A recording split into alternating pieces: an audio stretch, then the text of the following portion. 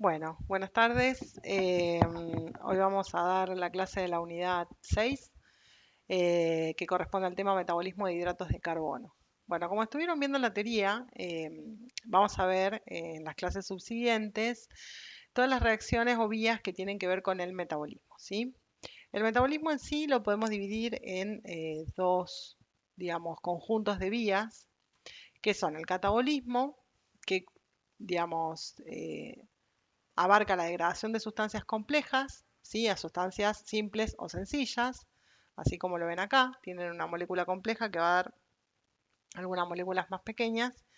Y por otro lado, el anabolismo, ¿sí? Eh, que se basa en la formación de sustancias complejas a partir de sustancias simples o sencillas, ¿sí?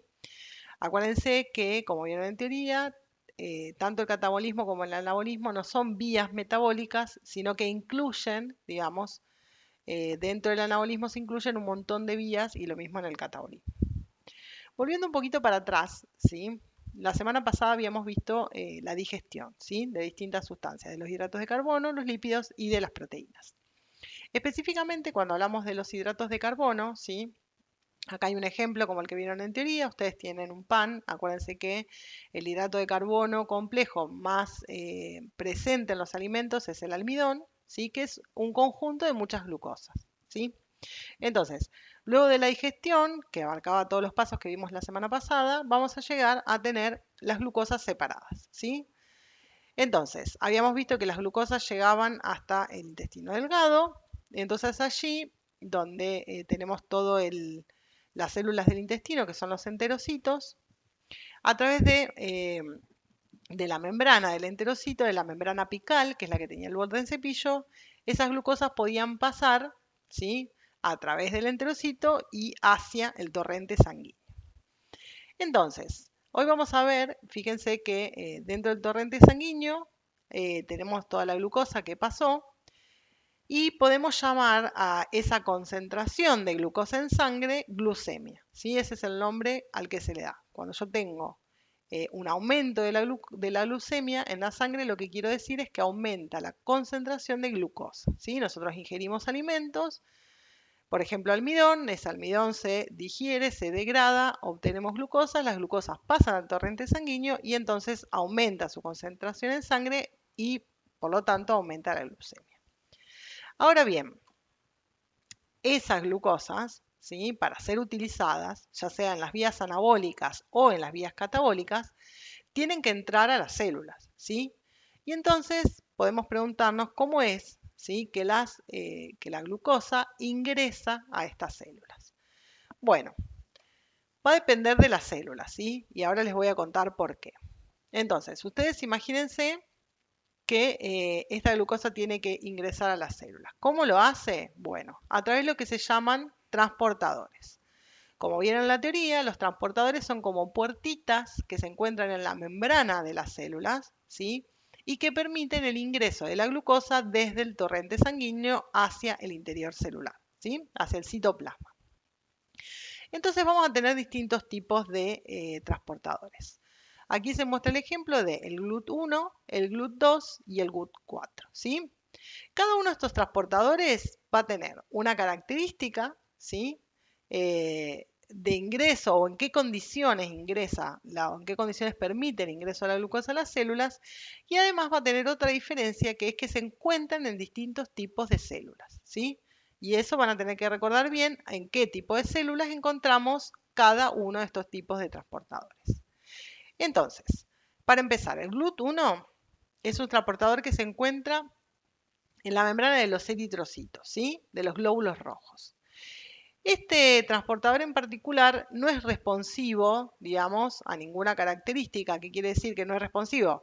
Que siempre va a estar ingresando glucosa, ¿sí? No importa si hay más glucosa, si hay menos glucosa, si hay alguna otra característica, siempre está activo. Entonces, cuando hay glucosa y se topa con un eritrocito, va a ingresar a través del GLUT1 esa glucosa al interior de los glóbulos rojos, ¿sí? Por otro lado tenemos el GLUT2, ¿sí? El transportador GLUT2. Este transportador se encuentra en células del hígado, del riñón, del páncreas y del enterocito. ¿Se acuerdan de él? Son las membranas del intestino, que ya la habíamos visto en la clase pasada. Y están ubicadas en lo que se llama la membrana vasolateral. ¿Se acuerdan que la semana pasada habíamos hablado de que el borde del cepillo sería como la puerta de entrada de la casa y los transportadores que están en la membrana vasolateral sería como la puerta del patio de atrás, ¿sí? Que es la que conecta con el torrente sanguíneo. Entonces, de nuevo, el GLUT2 se encuentra en el hígado, en el riñón, en el páncreas y en las células del intestino, específicamente en la membrana vasolateral. Ahora, ¿qué pasa con este transportador, con el transportador GLUT2? Bueno, depende de la glucemia. ¿Qué quiere decir esto? Que si vemos que en el torrente sanguíneo o en la sangre, ¿por qué digo en la sangre? Porque acuérdense, lo vieron también en teoría, la glucosa, el hidrato, o los hidratos de carbono en general, pueden formar puente hidrógeno con el agua, ¿sí? Entonces son solubles en solución acuosa y la sangre básicamente está conformada por un montón de agua. Entonces van a poder estar solubles esos hidratos de carbono en el torrente sanguíneo, ¿sí? Entonces, ¿qué pasa? Cuando tienen mucha concentración de esta glucosa en la sangre, ¿sí? Este transportador va a permitir que entren muchas más glucosas, ¿sí? Al interior de todas estas células, ¿sí? Es decir, tengo muchas glucosas en sangre, lo que quiere decir que aumenta la glucemia, y entonces voy a permitir el ingreso de un montón de glucosas dentro de las células. En cambio, si tengo una baja concentración de glucosas, es decir, si baja la glucemia, este transportador va a ingresar menos cantidad de glucosa dentro de las células. ¿Se entiende? Si tengo mucha glucosa, voy a hacer que ingrese mucha a las células y si tengo poca, voy a ingresar menor cantidad. Es decir, este transportador depende de la glucemia o de la concentración de glucosa en sangre, ¿sí? Y por último, tenemos el transportador GLUT4, ¿sí? Este transportador está presente en células del músculo esquelético, en células de músculo cardíaco y en el tejido adiposo, ¿sí? Cuyas células se llaman adipocitos. Entonces, este transportador en particular, ¿sí? Se dice que es sensible a insulina. Entonces ahora vamos a hablar un poquito más sobre esto. Una de las preguntas que estaban planteadas para este seminario, para esta unidad, es que dice lo siguiente. ¿Cuáles son los tejidos que modifican el ingreso de glucosa en sus células frente a un aumento de la insulina en sangre y que expliquen cómo se lleva esto a cabo? Bueno, esto es lo que decíamos recién, ¿sí? Justamente los tejidos que tienen el transportador GLUT4, ¿sí? Este transportador es sensible a insulina. Es decir, que, fíjense, el páncreas, cada vez que ingresa la glucosa al torrente sanguíneo y el páncreas lo detecta que hay mayor cantidad de glucosa, va a liberar la insulina, ¿sí? ¿La insulina qué era? ¿Se acuerdan que lo vimos la semana pasada? Es una hormona. Por lo tanto, lleva un mensaje. ¿Cuál es el mensaje? Hay mucha glucosa, tenemos que ingresar glucosa a las células, ¿sí? Entonces, fíjense que esta insulina, ¿sí? De alguna manera va a mandar una señal a las células, ¿sí? Ya sea de músculo esquelético, de cardíaco o tejido adiposo, y estas células van a permitir el ingreso de glucosa a la sangre. Pero, aparte de los transportadores GLUT4 que ya están de por sí en la membrana, las células estas tienen adentro, ¿sí? Más cantidad de GLUT4 que están contenidos en unas vesículas, ¿sí? Entonces, ¿cómo sería esto? Fíjense, la insulina llega a las células. Nos da la señal de que hay glucosa en la sangre, porque la insulina llega porque hay un montón de glucosa en la sangre. Entonces, ¿qué necesitan las células? Ingresar mayor cantidad, ¿sí? En la teoría de Lucas les daba el ejemplo que si yo tengo una sola puertita, va a entrar de a una persona por vez, pero si pongo un montón de puertitas, van a poder entrar de a muchas personas a la vez. Entonces, estos transportadores son como las puertas de ingreso de esa glucosa a la sangre.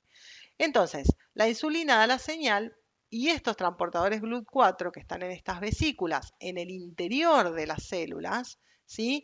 Van a ir hacia la membrana y fíjense, se me va a llenar la membrana de puertitas, ¿sí? Entonces, ¿cómo sería el razonamiento? Tengo mucha glucosa, la glucosa es detectada por el páncreas libera insulinas, le avisa a las células que tienen que ingresar más glucosa y entonces todos estos transportadores van hacia la membrana permitiendo un mayor ingreso de glucosa a la sangre. Bueno, buenos días a todos. Mi nombre es Yael, para los que no me conocen, y estoy a cargo de las comisiones 9 y 10, y en esta oportunidad vamos a resolver el ejercicio 2 de la unidad 6, que dice lo siguiente. Al disminuir la glucosa en sangre, glucemia, el hígado intenta revertir esta situación. ¿Cuáles son las vías metabólicas activadas en los hepatocitos para aumentar la glucosa en sangre? En los músculos se activan vías metabólicas para revertir la baja de glucemia. Recordar que en esta situación el glucagón se encuentra elevado respecto de la insulina.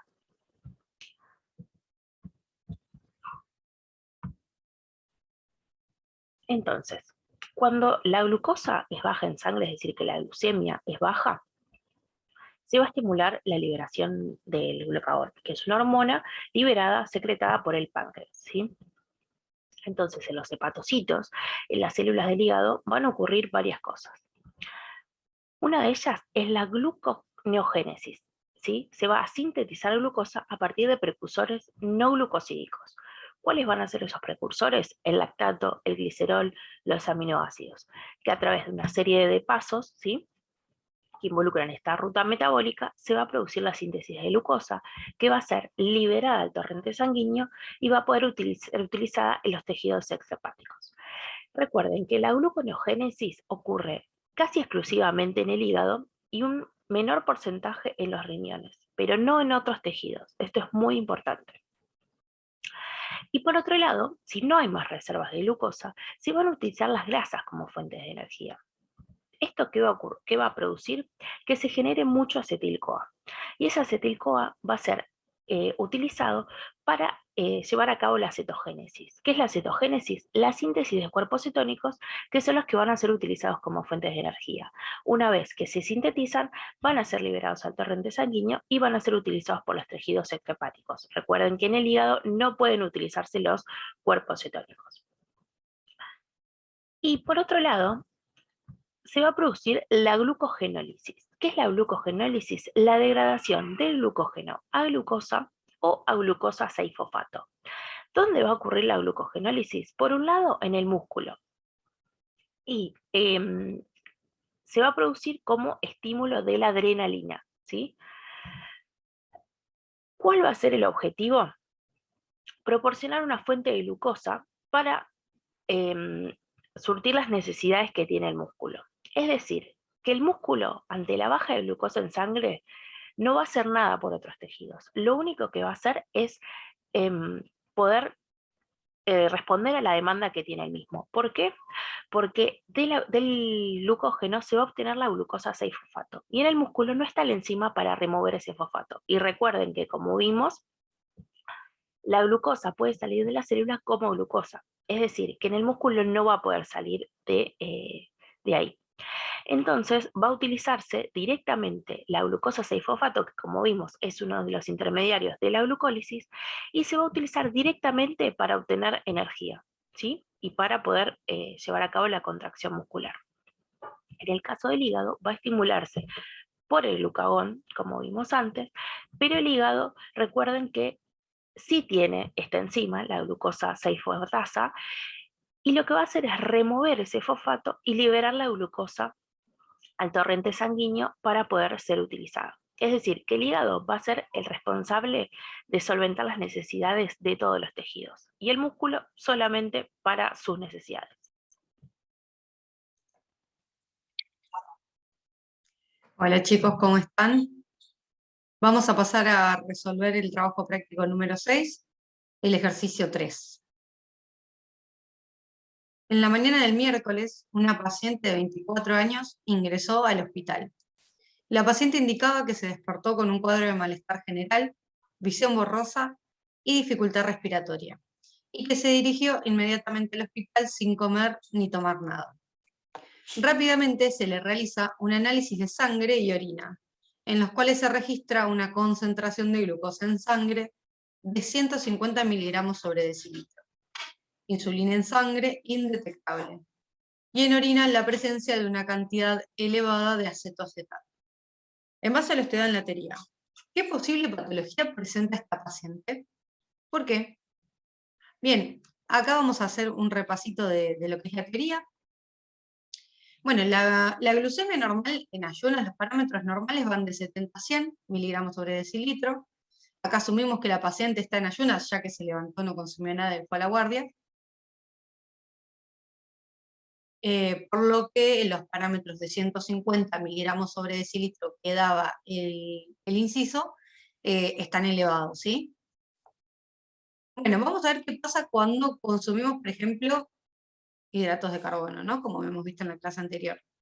Nosotros sabíamos que todo eso se digería y a nivel del intestino delgado se absorbía la glucosa, ¿sí? Y esta pasaba a sangre. Cuando pasa a sangre le decimos glucemia, ¿bien? Cuando está aumentado, porque obviamente acabas de comer, es aumento de lo que es la glucemia, ¿bien? Glu es por, bueno, por el azúcar y emia es de sangre, ¿sí? ¿Qué va a pasar? Esta glucemia, este aumento de la glucosa en sangre va a ser sensada por el páncreas y el páncreas lo que va a hacer es liberar insulina. Bien, la insulina se va a dirigir a tejidos como músculo esquelético, cardíaco y tejido adiposo. Bien, ¿qué tienen estos músculos en particular? Bueno, tienen receptores GLUT4 que se encuentran en vesículas, están esperando esta señalización básicamente, se encuentran en vesículas y cuando llega la insulina lo que hace es acercar esas vesículas, ¿bien?, a la superficie de la membrana. Esas vesículas tienen estos receptores que lo que van a hacer es permitir que ingrese más glucosa a sangre. Bien, estos son los mecanismos normales. Nosotros sabemos también que al tejido. Nosotros sabemos que parte de esa glucosa que ingresa al tejido es utilizada por el propio tejido y otra parte es almacenada, ¿sí? O sea, si vos consumís, vas a almacenar un poquitito de glucosa en caso de que cuando no la estés consumiendo la necesites, la tengas. ¿Bien? ¿En forma de qué lo almacenamos? En forma de glucógeno. ¿Bien? ¿Cómo se llama este proceso de formación del glucógeno? Se llama glucogenogénesis, ¿bien? De formación. Así se almacena en músculo, así se almacena en hígado, ¿bien? Caso contrario. No estamos consumiendo glucosa, ¿bien? Por lo que la glucemia va a estar un poquitito disminuida. ¿Cuándo puede llegar a ocurrir esto? Cuando estamos durmiendo, ¿sí? Acá el dibujito es cuando recién nos levantamos, pero bueno, ponele que está durmiendo. No controla durmiendo. Entonces, cuando estamos durmiendo, nosotros lo que hacemos es consumir esas reservas de glucosa. ¿Cómo nos enteramos que tenemos que consumirlas? Bueno, cuando disminuye la glucemia, ¿bien?, se va a promover la liberación de glucagón por el páncreas, que es otra hormona. ¿Qué es lo que hace básicamente el glucagón? Es decir, uy, no tenés tanta azúcar en sangre, anda liberando un poquitito, contrario a la insulina. Y si tenés mucho azúcar en sangre, anda ingresando más. ¿Bien? Entonces, esta disminución de la glucemia lo que va a hacer es estimular al páncreas, el páncreas va a liberar el glucagón va a viajar a sangre, ¿bien?, y va a ir al, por ejemplo, músculo. El músculo degrada, cuando recién te levantás, degrada eso, o sea, antes, degrada eso, y lo que va a hacer es, por ejemplo, que, bueno, que el músculo tenga energía. Y el hígado también tiene una señalización por glucagón que llega y hace glucogenólisis, ¿bien? O sea, que es la ruptura del glucógeno, y gluconeogénesis, ¿bien? Va a liberar glucosa a sangre. El hígado es el que tiene la capacidad de hacer eso, de liberar glucosa a sangre. ¿Qué va a pasar en el hígado? Se va a degradar el glucógeno, como dijimos, ¿bien? Va a haber formación de glucosa, de nuevo, y va a haber formación de cuerpos cetónicos. Porque, ¿qué pasa? El organismo piensa que, o sea, está en un estado en el que vos no tenés mucha energía porque no estás consumiendo. Entonces vamos a tratar de obtener la energía por medio de la degradación de las grasas, ¿sí? ¿Qué es lo que pasaría en el caso que estaba planteado ahí? Bien, que la paciente se presentaba con, vamos a volver para atrás, con un cuadro en el que tenía, bueno, la glucosa elevada, bien, de 150 miligramos sobre decilitro, no se detectaba insulina en sangre. ¿Qué acabamos de decir que hacía la insulina? La insulina básicamente promovía que ingrese la glucosa. Entonces, hay una correlación entre tener la glucosa aumentada en sangre y no tener señalización por insulina, ¿bien? Porque es igual que el glucagón, viaja por sangre la insulina, por eso la tomo ahí. Y en orina teníamos acetoacetato. El acetoacetato son ácidos, ¿bien? Parte de los ácidos, como por ejemplo, vamos a sacarlo, va a ser más fácil, el beta-hidroxibutirato, el acetoaceto y el acetona, ¿bien? Todos esos son cuerpos cetónicos. Bien, bueno, el cuadro que presenta la paciente es una diabetes mellitus tipo 1. ¿Por qué tipo 1? Porque sospechamos que el páncreas no está produciendo la insulina que tiene que producir o por lo menos no la está liberando, ¿sí? ¿Cómo sospechamos eso? Porque no tenés insulina en sangre. ¿Bien? Entonces eso es característico de la diabetes mellitus tipo 1, característico. ¿Qué pasa? El páncreas lo que hace acá es no producir la insulina suficiente, bueno, porque ocurre una destrucción de lo que serían las células encargadas, las células pancreáticas encargadas de generar la insulina. Se atacan, se destruyen, tu propio cuerpo las destruye. Entonces no podés liberar insulina en sangre. Entonces, si vos no liberás insulina en sangre, ¿qué pasa? Aquellos tejidos que dependan, por ejemplo, que tengan estos receptores GLUT4 metidos en vesículas, que puedan ser estimulados por insulina, no les va a llegar esta señalización, ¿bien? Entonces el organismo va a estar en una señalización constante, digamos, de glucagón, ¿sí? ¿Qué hacía el glucagón? El glucagón lo que hacía era activar procesos que te generaban a vos la liberación de, por ejemplo, glucosa en sangre, ¿bien? Porque ellos piensan que no hay, o sea, el páncreas está pensando que no hay insulina, entonces insulina. Que no hay glucosa, entonces dice, bueno, voy a activar todos los mecanismos que liberan glucosa a sangre. Pero sí hay glucosa. El problema es que no hay señalización por insulina, ¿bien? Él no se entera de eso. Entonces, hay solo una señalización por glucagón, que es una hormona hiperglucemiante. ¿Qué quiere decir esto? Hiper es mucho, y glucemiante es el azúcar en sangre, ¿bien? Entonces lo que va a hacer es aumentar el azúcar en sangre, ¿sí? O sea, la glucosa en sangre. Entonces, hacemos esta señalización por glucagón porque el organismo piensa que no hay glucosa suficiente en los tejidos, ¿sí? ¿Qué va a pasar además de esto? O sea, el hígado lo que va a hacer es censar también eso y se va a dar cuenta de que los tejidos les falta energía. Entonces, ¿qué va a hacer? Va a liberar más glucosa a sangre, va a degradar más glucógeno y a la vez va a utilizar las grasas, ¿bien? Todos esos depósitos de grasas que tenemos los va a romper y va a formar esto. ¿Ven los cuerpos cetónicos? Que van a ir a sangre y lo que van a hacer es generar una cetoacidosis diabética, así se llama. Es un descenso en el pH sanguíneo causado por esta acumulación de los cuerpos cetónicos, ¿sí? Que son ácidos. ¿Por qué? Porque la idea del organismo acá lo que quiere hacer básicamente es obtener energía. Está viendo que no, los tejidos no les alcanza, entonces como que empiezan a hacer estas cosas. Bien, a degradar estas grasas y generar los cuerpos cetónicos. Esto básicamente lo que podemos hacer, obviamente, es tratar al paciente con insulina para poder ingresar esa glucosa que todavía sigue dando vueltas en el torrente sanguíneo, ¿sí? Bueno, cualquier consulta saben que pueden preguntar por medio de lo que es el aula web. No hay ningún problema porque, bueno, la clase está grabada, entonces puede llegar a generar alguna otra duda. Esto sería en el teórico, es básicamente lo mismo que vimos en el teórico. No hay nada nuevo, y lo que sí, bueno, es este cuadrito, obviamente no lo vieron, de ahí, perdón, pero es lo mismo, o sea, es cuestión de pensar qué era lo que hacía la insulina y el glucagón. Bueno, chicos, nos vemos la semana que viene.